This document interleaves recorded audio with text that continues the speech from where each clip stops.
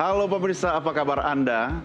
Kita berjumpa lagi tentunya di layar kesayangan Anda Nusantara TV dalam program kesayangan Anda yaitu Doncast bersama saya Doni The Kaiser dan saya Don Bosco Selamat. Iya, Bang Don apa kabar? Sehat? Baik, sehat. Kenapa selalu pertanyaanmu begitu? Nggak ada pertanyaan baru? Harus, karena kalau bicara kesehatan bisa menyangkut kita atau negara kita. Tapi saya mau sampaikan juga ini kesayangan saya, dimanapun Anda berada pemirsa, dari Sabang sampai Merauke, dari Miangas sampai Pulau Rote, kita ketemu lagi. Dan Bang Don, tahun ini, awal tahun, kita bangsa Indonesia dapat hadiah istimewa dari Mahkamah Konstitusi. Hadiah luar biasa menurut saya buat demokrasi kita, yaitu dihapuskannya ambang batas pencalonan presiden dan calon wakil presiden. Amar putusan mengadili: 1. Mengabulkan permohonan para pemohon untuk seluruhnya.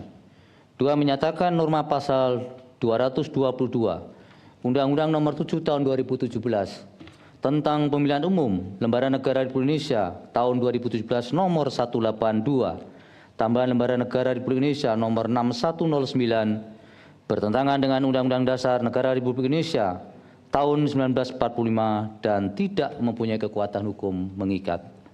3. Memerintahkan pemuatan putusan ini dalam Berita Negara Republik Indonesia sebagaimana mestinya. Oke Abang ya? Ya. Oke nggak hadiah tahun baru? Saya mengutip itu tulisan dari Fajrul Rahman, dubes kita di Kazakhstan sama Uzbekistan kalau tidak salah ya. Iya. Dan dia mengatakan ini hadiah tahun baru di tahun 2025, rezim ambang batas selesai.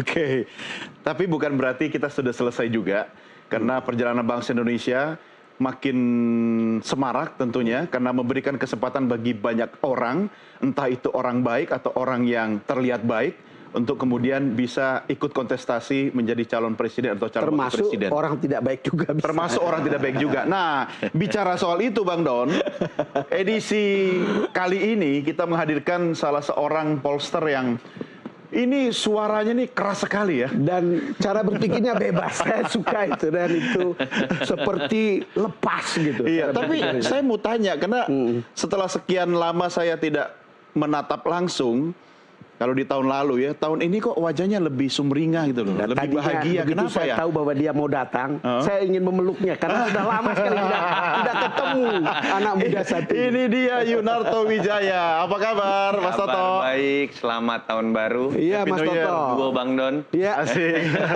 Sehat ya Mas ya? Sehat. Terima kasih sudah datang ya. Lebih sumringah setelah pilkada. Tapi benar loh, itu benar terlihat loh. Artinya ini termasuk hadiah istimewa buat Anda ya. Paling tidak sebagai warga Jakarta, saya puas terhadap proses dan hasil dari pilkada DKI. Kalau saya terbuka. Itu adalah salah satu bentuk ketika pembatasan atau ambang batas itu juga ditiadakan. Betul, jadi bukan tentang siapa, bukan belakangnya siapa, tapi ini tentang sebuah simbol Jakarta. Ada satu calon yang akhirnya bisa lolos karena ada sebuah keputusan MK juga, ada penurunan angka threshold, yang kemudian juga berhasil memenangkan pertarungan, membuktikan bahwa koalisi sebesar-besarnya ditopang kekuasaan mantan presiden ataupun presiden, lalu kemudian bisa memenangkan suara rakyat. Buat saya ada value di situ. Itu sesuatu yang baru. Maka ketika ada ambang batas ini, rezim ambang batas untuk presiden dan wakil presiden dihapus oleh MK, apa implikasi politik terdekat yang Mas Toto lihat? Pertama, saya ingin mengatakan apa yang diputuskan MK setelah 32 kali, ini adalah ditolak 32 kali, ke 33 kalinya diterima. Saya ingin menggunakan istilah it is as it should be. Jadi yang pertama, as it should be. Jadi ini yang memang sebagaimana mestinya. Sedikit saja ketika kita berbicara mengenai konsep biar ada pemahaman ya, Bang. Keputusan ini bukan berdasarkan keputusan bahwa melawan kekuasaan, berbeda dengan pemikiran partai-partai yang berkuasa, tidak. Kalau kita bicara konsep yang namanya sistem presidensial, harusnya seperti ini bahasa awamnya. Contohnya apa secara empiris? Simple, Bang Don.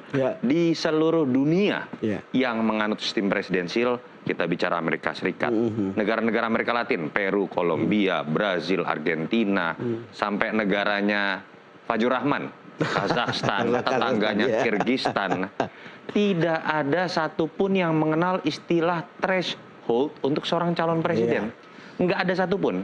Jadi Indonesia ini pertama kali menganut presidensial threshold yang diartikan seorang calon presiden baru bisa menjadi calon kalau mengumpulkan angka threshold tertentu. Ada negara kedua yang kemudian mengikuti, namanya Turki, dengan angka 5%. Ini sejarah. Jadi saya ingin mengatakan yang selama ini ada dalam threshold di Indonesia itu karangan konstitusional. Ada karangan konstitusional, tetapi kan ada reasonnya pada waktu itu, Mas, supaya tidak semua orang bisa maju. Tidak terlalu banyak, kan kira-kira begitu. Ketika kita menggunakan sebuah logika yang tidak ada jurisprudensinya di negara lain, itulah kenapa kita sebut sebagai karangan. Kenapa harus jurisprudensi negara lain kalau kita punya ciri demokrasi sendiri misalnya? Itu kalimat yang selalu diutarakan ketika kita nggak punya kalimat pijakan model Orde Baru. gitu. Kira-kira seperti itu. Yang ingin saya katakan adalah begini. Pertama, masyarakat harus tahu istilah threshold ini sudah disalahartikan. Presidensial threshold itu ada istilahnya, tapi bukan buat capres. Dia ada untuk digunakan ketika seorang capres memenuhi prasyarat untuk menang, itu harus memenuhi threshold tertentu. Jadi untuk menang. Jadi dinyatakan presidensial threshold itu, Bang Don, itu hanya digunakan kalau misalnya 50% plus 1 di Indonesia. Di negara-negara lain juga ada yang contoh berbeda, misalnya Ekuador, dia cukup 45%, dengan peringkat keduanya selisihnya 10%. Bukan untuk mencalonkan. Bukan untuk mencalonkan. Kenapa? Karena makna dalam pemilu presiden dalam sistem presidensial adalah mencari individu terbaik, bukan mencari partai terbaik. Dalam sistem parlementer, sekedar mencari partai terbaik yang menjadi pemenang, kemudian diberikan hak untuk memilih kepala pemerintahan terbaik, namanya Perdana Menteri. Kita campur aduk. Nah, dalam konteks itu, implikasi politiknya menurut saya adalah kita harus kemudian membuat penyesuaian bagi yang namanya aturan-aturan lain supaya semangatnya sama dengan keputusan MK tahun 62 yang pertama kalinya menurut saya inilah yang warnanya presidensial. Di situ kita bisa berbicara mengenai beberapa hal. Misalnya, efeknya bukan hanya di Pilpres loh, Bang. Tapi juga Pilkada ketika kita tahu yang namanya Pak Prabowo mengusulkan belum kemudian memastikan atau mendorong mewacanakan bahwa pilkada pilih saja DPRD. Dengan adanya keputusan 62, relevansi dari pemikiran Pak Prabowo ini semakin tidak bisa betul. Saya setuju, Mas Toto, karena kalau kita ikuti kecenderungan pilkada sendiri kan thresholdnya kan sudah ditiadakan. Betul. Lalu ketika ada wacana begini itu namanya memutar mundur jarum jam. Betul. Jadi ketika ada soal presiden threshold ambang batas juga dia selesaikan atau habis sampai di sini, ini kan sekuens yang logik aja. Betul. Dari pilkada ke pilpres. Betul. Nah, pertanyaan sekarang kita bicara kalau ada 9 partai politik, 9 calon presiden. Tadi Mas Toto bicara soal thresholdnya itu ada di dia harus passing grade berapa untuk kemudian dinyatakan sebagai pemenang. Gimana tuh? Salah satu yang juga kita tidak bisa lupakan adalah kalimat bahwa MK mempersilahkan DPR dalam membuat perubahan kedua Undang-Undang 17 tahun 2017 diperbolehkan adanya rekayasa konstitusional supaya koalisinya tidak terlalu banyak atau terlalu sedikit. Poinnya sebenarnya adalah supaya sesuai dengan semangat keputusan MK yang inginnya kan tidak dibatasi yang namanya jumlah capres. Saya sih menangkap harusnya DPR membuat sebuah batasan atas bahwa ketika partai-partai ini misalnya pun ingin bergabung mendorong seorang capres, dia misalnya tidak boleh lebih dari 50%, tidak boleh lebih dari 30%. Nah, tinggal tergantung nanti kita bagaimana melihat partai-partai ini inginnya ada 3 Artinya capres. Kalau angka Anda 30% itu berarti bisa 3 calon. Bisa 3 calon. Kalau 50% 2 calon. Jangan-jangan tidak boleh lebih dari 20%. Kalau kita ingin bicara itu bukannya misalnya, pembatasan juga sebenarnya? Itu pembatasan dalam konteks tidak boleh terlalu sedikit jumlah capres. Dan itu sesuai dengan semangat dari keputusan MK bahwa ketika lebih banyak jumlah capres, demokrasi dan masyarakat haknya itu lebih diberikan. Tapi ada satu lagi yang harus dibatasi. Apa? Durasi kita. Cepet amat ini. Sama Mas Toto. Padahal bukan capres ya. Jadi terasa cepat. Kita akan lanjutkan di segmen berikutnya. Tetap bersama kami dalam program Downcast.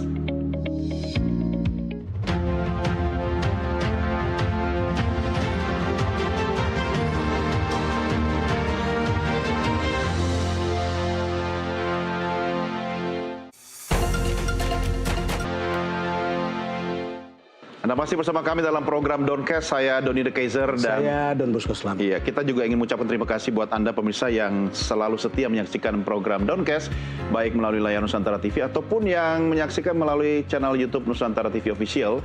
Silakan like, share, subscribe dan juga boleh komen. Ya, apalagi kalau ngobrol sama Mas Toto, komen apa aja boleh. Bebas. Bebas ya. Yang penting bertanggung jawab dengan komentarnya.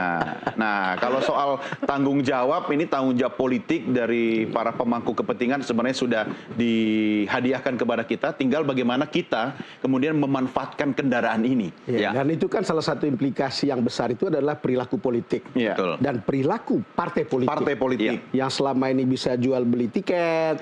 Yang kemudian kita juga tahu bagaimana mereka kemudian menyatu untuk mengumpulkan semua kekuatan dan seterusnya. Dan kita tahu bahwa partai politik itu sebetulnya adalah pintu masuk kan. Kalau mereka merekrut kelasnya sampah, outputnya juga sampah bukan? Jadi garbage in, garbage out. Nah, kalau lihat seperti ini bagaimana Mas Tok? Pertama ada sebuah konstelasi baru yang menurut saya positif ya. Dalam konteks kita membaca perilaku politik partai-partai dalam membangun koalisi. Ketika masih mengenal aturan 20%, 25%, yang terjadi adalah sebuah kesadaran dari partai-partai, terutama partai menengah, atau partai yang bukan bagian atau ketua umumnya atau pimpinannya bukan presiden. Dia merasa peluangnya untuk bisa ikut berkompetisi dalam pilpres itu lebih kecil dibandingkan dengan partai yang pimpinannya adalah presiden atau menjadi penguasa. Kenapa? Siapa sih orang yang paling mungkin untuk mengumpulkan 20% kekuatan? Orang yang punya logistik, orang yang punya kuasa, orang yang bisa bermain misalnya dengan politik hukum. Kan itu yang kita kemarin bahas dalam gosip-gosip politik 2019, 2014 dan lain-lain. Ketika sekarang sekedar menjadi peserta pemilu, lalu kemudian bisa mencalonkan pimpinannya atau jagoannya, konstelasi akan berubah. Sehingga kemudian perilaku dalam berjalannya koalisi selama 5 tahun ke depan itu tidak didasarkan hanya pada ketakutan kepada sebuah partai atau ketua kepala partai. Karena presiden juga akhirnya berpikir nih, yang namanya 2029 menteri-menteri saya bisa jadi pesaing saya nih. Bukan hanya menteri loh, wapres saya juga dengan mudah bisa jadi capres pesaing saya. Yang positif buat presiden adalah dia tidak sekedar berpikir mengumpulkan logistik, mengkooptasi partai-partai yang udah bergabung dalam koalisinya, kerja saya harus bagus. Karena prasyarat dari dengan tidak adanya presidensial threshold adalah siapa yang punya calon bagus, kalau dia adalah incumbent approval ratingnya tinggi, dia akan didekati oleh partai-partai. Bukan lagi didasarkan pada kemampuan ngumpulin 20% Jadi kalau dengar kekuatan. Mas Toto, ini kan semua partai sama seksinya sekarang. Sama seksinya. Jadi tidak ada lagi preferensi karena kamu besar lebih seksi daripada yang kecil. Terbalik malah Bang Don.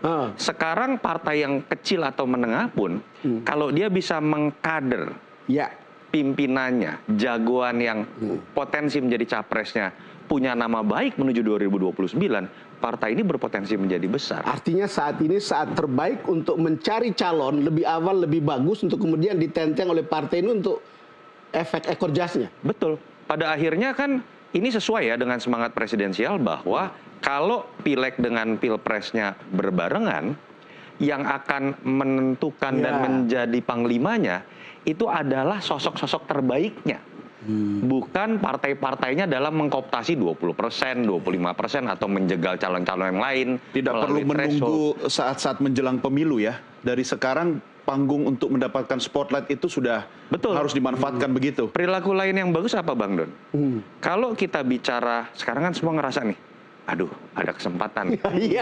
Asal nama kita atau calon kita di hadapan masyarakat bagus. Artinya apa? Partai-partai pendukung koalisi pemerintah itu akan lebih berhati-hati menyetujui kebijakan presiden. Kalau misalnya ternyata akan merugikan nama partai dia atau bosnya yang lagi jadi menteri, mereka akan lebih kritis. Itu yang saya sebut. Bagaimana soliditas kabinet sekarang dong? Kalau baru seumur jagung kemudian, saya pikir di panggung depan kita tidak akan melihat sebuah perubahan. Belum akan terlihat segera ya? Belum. Tetapi ketika berbicara di panggung belakang, rumus itu kan mulai masuk di kepala partai-partai. Artinya bulan madu bisa lebih cepat selesai dibanding yang kita perkirakan. Dalam arti secara positif.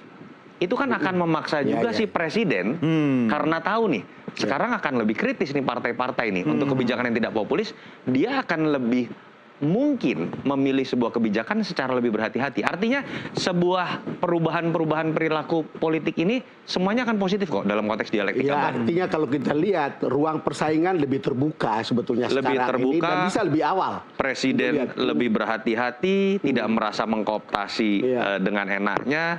Partai-partai akan lebih berhati-hati mengikuti kebijakan yang tidak populer, dan oposisi pun tidak merasa berkecil hati. Dengan catatan, Mas, tidak ada sandera menyandera.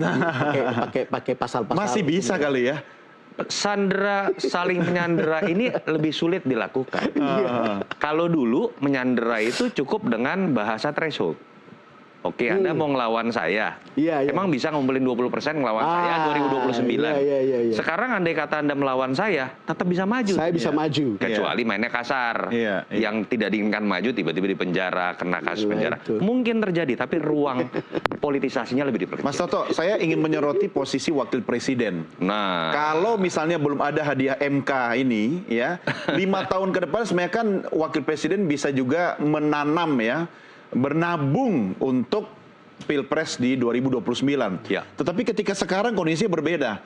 Meski misalnya RI 2 tidak diberikan tanggung jawab yang populer di masyarakat, tapi ketika dia membangun public approval dia populer di masyarakat, dia sudah nggak butuh ini dong, RI 1 sekarang ini. Iya, kalau pertanyaannya adalah siapa sih yang paling bisa mengumpulkan angka 20%, memang hanya presiden. Wapres pun tidak, apalagi sebatas menteri-menteri.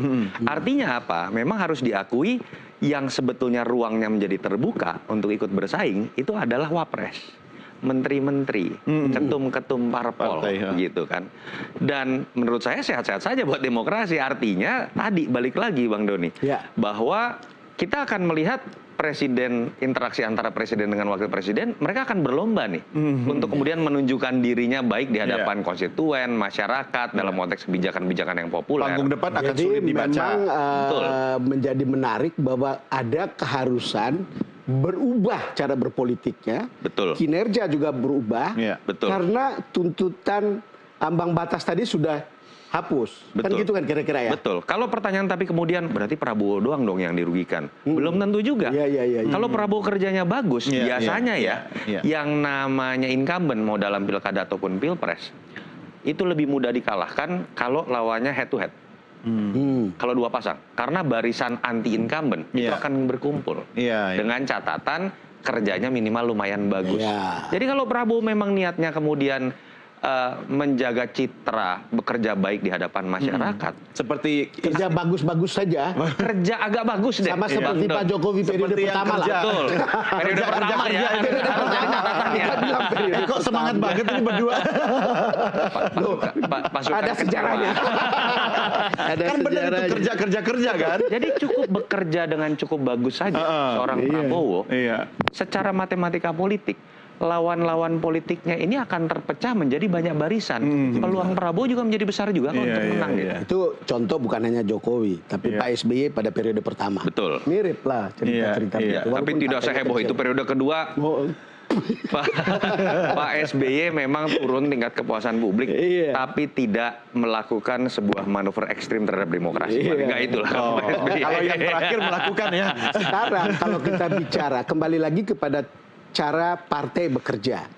Kan ini sebuah kesempatan yang juga sudah terbuka kan. Tadi saya bilang mereka sudah bisa melihat orang. Karena pemilihan nanti kan pada personality, pada track record yang kemudian berdampak pada partai. Gimana itu Mas? Nah ini yang menarik ya Bang Don ya.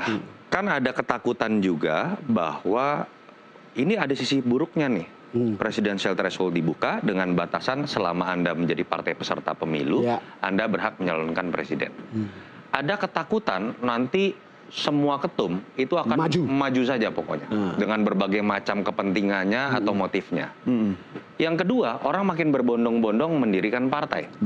Untuk kemudian bisa ikut nyapres. Kabar baik bagi yang memang rencana bikin partai ya. Betul, tapi di situ kan kita kemudian ingin berbicara hal yang sifatnya kualitatif. Dari tadi kita berdebat secara kuantitatif.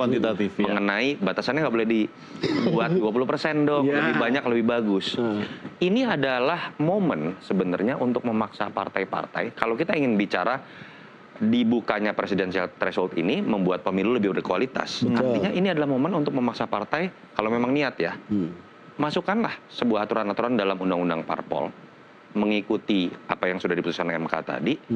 Harus ada sebuah aturan main nih, bahwa yang namanya mencalonkan capres itu nggak serta-merta kun fayakun mau-maunya partai ketum partai. Kita bisa melihat apa yang terjadi di Amerika Serikat, dipaksa yang namanya partai membuat sebuah mekanisme yang namanya konvensi, primary dan seterusnya. Itu yang kemudian akan membuat sebuah filter bahwa partai ini nggak bisa semena-mena kemudian diatur oleh segelintir orang yang sekedar jadi ketum, punya uang, tetap untuk outputnya kualitas diri. Betul. Karena kalau dia juga mengatur sesuai dengan mau-maunya dia juga rakyat yang akan menghukum. Betul. Nah itu Bang Don, kenapa sih di Amerika Serikat klannya Kennedy maju, klannya Clinton maju, nggak ribut kayak kita? Bukan itu ada bedanya. Kita tidak ribut. Ada bedanya. Kenapa? Karena yang ditolak memang bukan politik darah birunya. Yang ditolak adalah upaya memonopoli proses demokratisasi melalui sebuah instrumen yang sifatnya top down. Dari bapak ke anak, masih berkuasa, anaknya dimajuin jadi wapres. Kalau lebih lama berkuasa apalagi gitu. Betul. Tapi di Amerika Serikat siapa sih sebenarnya? Ya bisa dikira-kira. Bukan di Amerika kan? Kenapa Clinton, kenapa Kennedy tidak ditolak?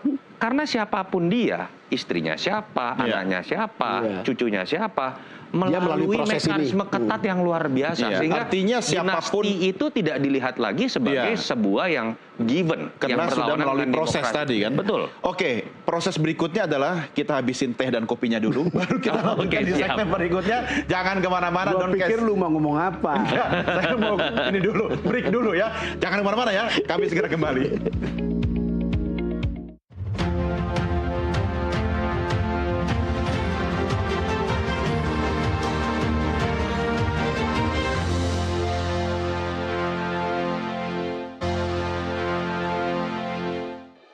Anda masih bersama kami dalam program Doncast. Saya Doni The Kaiser. Saya Don Bosco Selamat. Dan kita lagi ngobrol dengan Mas Toto. Suaranya selalu keras, tajam, tapi asik ya kalau ngobrol ya.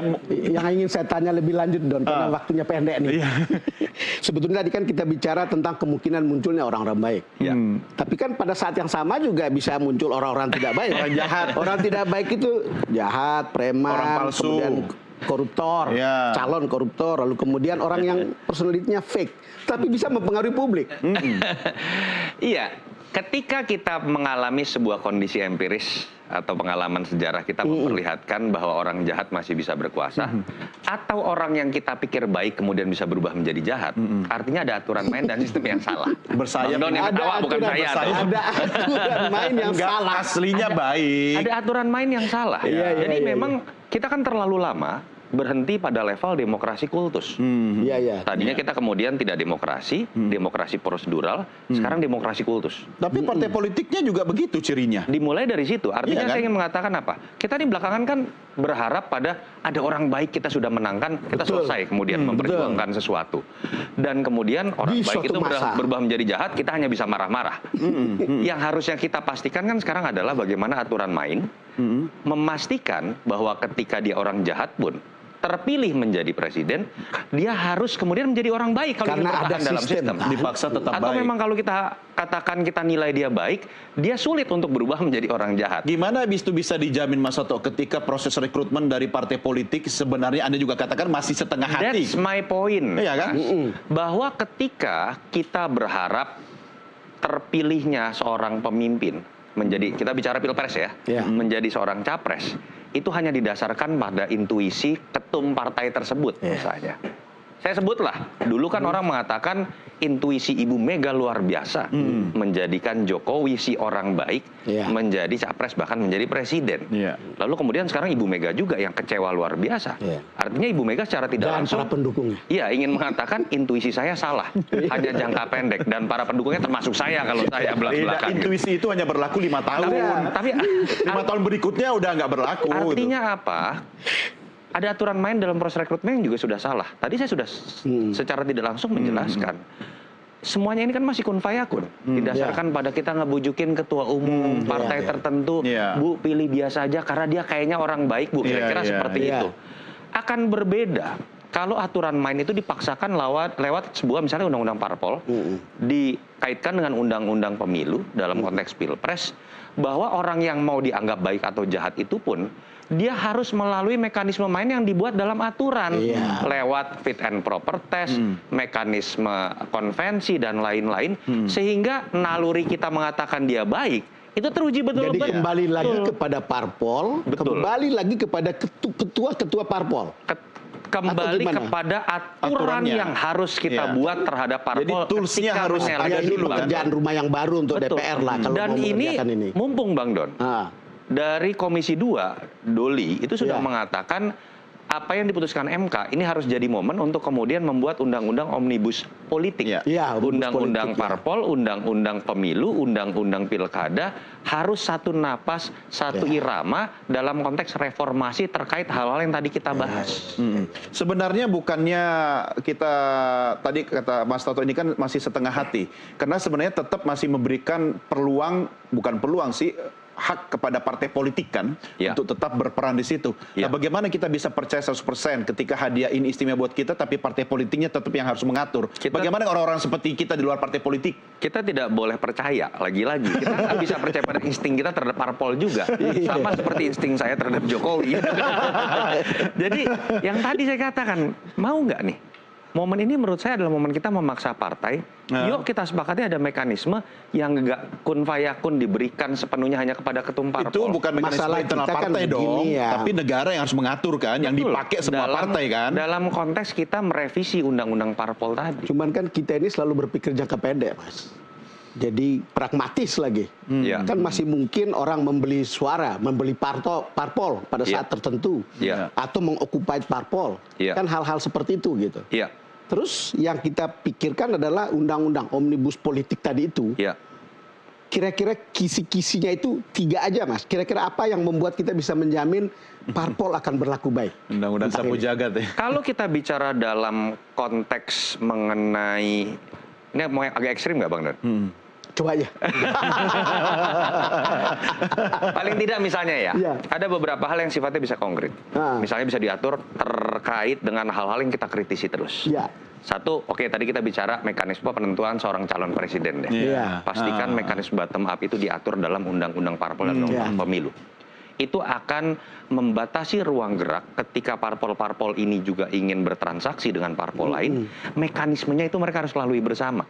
Calon yang mereka usung-usung mau dengan mahar berapapun tetap harus melalui mekanisme yang ditonton oleh publik. Sehingga nggak mungkin bodoh-bodoh banget.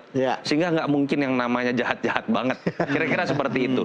Demokrasi dengan game of rule-nya nggak pernah bisa sempurna juga membuat sebuah tatanan yang ideal.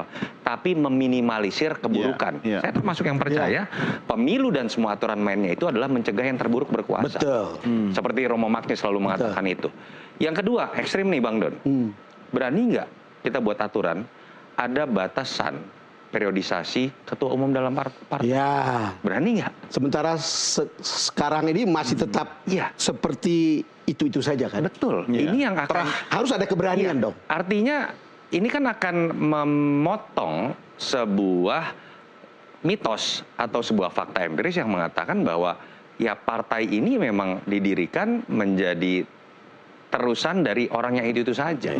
Selama dia punya duit, dia darah biru dan lain-lain. Tapi kan kita harus bisa lihat dalam waktu 2 tahun ke depan atau 3 tahun ke depan, mungkin kita sudah akan bisa melihat gerak partai untuk mencalonkan seseorang tokoh yang kita bilang baik. Jadi dia punya kemampuan tapi tidak punya kekayaan, tetapi baik. Mungkin itu akan terlihat gitu. Ketika mereka memulai mengelus-elus calon gitu. Jangan hanya baik, Bang Don. Apa? Baik. Kalau baik aja kita pernah mengalami semua. Oke, baiklah kalau begitu.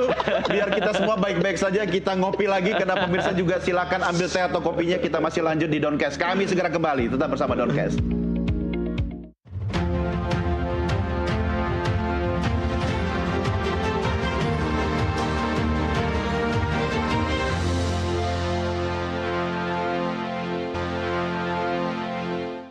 Kita lanjutkan Doncast. Kami berdua lagi ngobrol dengan Mas Toto. Ya, pertanyaannya Bang Don, mekanisme istilahnya toolsnya sudah di tangan kita, mau atau tidak kita pakai, tapi outputnya. Pertanyaan yang sederhana soal outputnya atau begini saja deh. kalau sudah dengan sistem seperti ini, apakah kita bisa berharap menghasilkan presiden yang terbaik? Mungkin tidak dalam konteks 5 tahun ke depan. Karena ada sebuah proses adaptasi yang menurut saya sepertinya juga partai akan gagap. Masyarakat juga mungkin masih akan kaget, butuh waktu adaptasi. Tapi minimal kita akan melihat pemilu 2029 itu tidak didasarkan pada kesepakatan lu lagi. Atau kesepakatan dari orang-orang yang saat ini merasa dirinya adalah kekuatan besar dengan koalisi yang sangat besar dan bisa mengatur aturan main, bisa mengatur hasil dari yang aturan main yang punya mereka negara ya. Mungkin juga akan mengubah peraturan. Dan mungkin akan mengubah peraturan banyak juga. Menurut saya di situ kita melihat secercah harapan. Dan di situ orang mulai bisa melihat bahwa akan banyak kesempatan melihat orang-orang baru. Dan saya merasa dengan situasi seperti ini, bukan tidak mungkin loh, libido dari para kepala daerah yang baru terpilih, itu kemudian menjadi terbuka, bahwa mereka melihat, saya kerja yang benar deh. Dia punya kans. Peluang. Iya, ada punya kans. Pada titik itu kan kita sudah melihat bahwa aspek meritokrasi yang seharusnya melihat pimpinan tertinggi bernama presiden memang seharusnya bisa diuji dalam sepak terjangnya, entah di parlemen, di daerah, di eksekutif di daerah, itu sekarang menjadi semakin terbuka. Tanpa saya harus menjadi cucunya siapapun, tanpa saya harus membangun sebuah partai yang nilainya triliunan, saya punya peluang di situ. Karena nilai dari orang yang sekarang sedang bekerja buat rakyat, entah di parlemen ataupun eksekutif daerah, menjadi, kalau menurut saya bahkan lebih tinggi dibandingkan sekedar menjadi ketum parpol. Dan daerah ini tidak harus dari tingkat 1, 2 begitu ya, di daerah manapun dia. Di daerah manapun, kan? Tidak lagi sekedar. Bisa saja bupati, wali kota, kalau dianggap. Bagi mereka yang menganggap dirinya mampu dan siap, mestinya ini saat terbaik untuk mulai tampil sebaik mungkin dalam kinerja. Tampil sebaik mungkin. Karena nanti yang terjadi di menuju 2029, Bang Don, partai-partai itu akan butuh orang-orang seperti ini. Yang populer dalam arti bukan dalam konteks namanya dikenal saja ya. Populer karena kerjanya. Populer karena dicintai oleh rakyatnya. Mas Toto, bukannya kata-kata ini dulu sering kita dengar, yang penting saya fokus kerja aja. Betul, problemnya adalah kita tidak punya sistem untuk memastikan dia tetap menjadi orang baik. Itu tadi yang harus kita kemudian pastikan dalam perubahan. Lalu apa jaminannya sistem ini akan menjamin dia tetap jadi orang baik? Kalau partainya belum orang direformasi. Baik pun kalau dikasih kekuasaan, baru kita akan tahu aslinya seperti apa. Justru itu. Tapi kita harus menunggu kan dia berkuasa dulu kan. Karena tadi berbeda ya tadi Bang Don. Kalau mekanisme pencalonan kembali atau pencalonan itu benar-benar dibuka, diuji kembali, seperti apa yang kita lihat di Amerika Serikat deh, akan kelihatan kok boroknya. Contoh deh, Joe Biden, dia tidak borok. Tapi kemudian ketika dibuka dalam konteks menuju konvensi, orang lihat dia ketuaan ya. Wah ternyata udah nggak sanggup ya untuk menghadapi orang seperti Donald Trump misalnya. Itu yang juga harus diterapkan di partai ya. Pendahuluan seperti itu yang kemudian akan jadi filter baru. Sekarang gimana cara Mas Toto berpikir soal efisiensi pilpres atau jenis pilkada dan seterusnya, lalu kemudian ada pikiran nggak usah lagi lah kayak dulu gitu. Soal ini katanya ini tidak efisien. Bang Don, yang disebut dalam efisiensi dan efektivitas dalam konteks politik. Dalam konteks politik itu beda dengan bisnis. Dalam konteks kita bicarakan return on investment ya.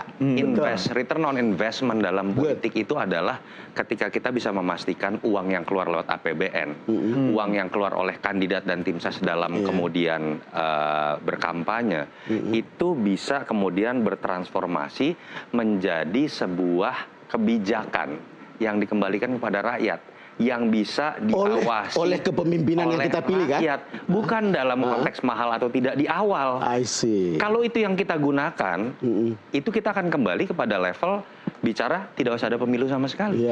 Turunkan saja seperti logika yang dilakukan oleh pemilu yang otoriter gitu misalnya. Jadi menurut saya sudah usang lah apa yang kemudian disebutkan dalam logika return on investment. Oke, kita harus akhiri sampai di sini. Tapi saya ingin tahu apa jaminannya bahwa 5 tahun lagi tidak akan ada yang menggugat dan mengembalikan presidensial threshold? Demokrasi tidak bisa menjamin apapun. Pemerintahan otoriter lebih bisa menjamin sebuah kepastian. Kepastian ya? Iya, kepastian. Tapi belum tentu keadilan kan? Tapi paling tidak sekarang kita sudah memberikan sebuah logika baru kepada masyarakat dan pemahaman bahwa logika yang selama ini ditanamkan kepada masyarakat dan negara kita ini salah. Saya yakin sekali kok dengan terbukanya hak kepada masyarakat dengan pilihan capres yang lebih banyak, memaksa partai-partai bukan sekedar meloloskan ketumnya, jelek atau baik ketum itu, tapi mencari figur yang benar-benar memang baik di mata masyarakat, elektabilitasnya bagus dan lain-lain. Itu saya meyakini dalam logika market, masyarakat pasti akan ikut mendukung. Dan saya yakin juga ini bisa diterima oleh beberapa partai yang menurut saya ada tanda-tanda mereka akan memanfaatkan ini dengan maksimal. Walaupun nggak berani ngomong belak-belakan, Bang Do. Pasti belum sekarang. Menterinya baru 3 bulan. Oke, Mas Toto, thank you. Thank you. Mudah-mudahan kita bisa ngobrol lagi ya sambil kita mendebak-debak siapa orang baik yang akan tetap baik ya. Dan paling tidak kita awasi dalam waktu dekat jangan sampai kewenangan yang diberikan oleh MK kepada DPR disalahgunakan atau diterjemahkan dengan semangat yang berbeda dari putusan MK. Kita tunggu aja omnibus poll-nya ya, biar tuntas. Oke, pemirsa, kita akhiri sampai di sini Doncast, tapi tetap saksikan Doncast hanya di Nusantara TV. Terima kasih bagi Anda yang sudah like, share, subscribe dan juga komen. Saya Doni The Kaiser. Dan saya Don Bosco Slap. Sampai jumpa, salam Nusantara.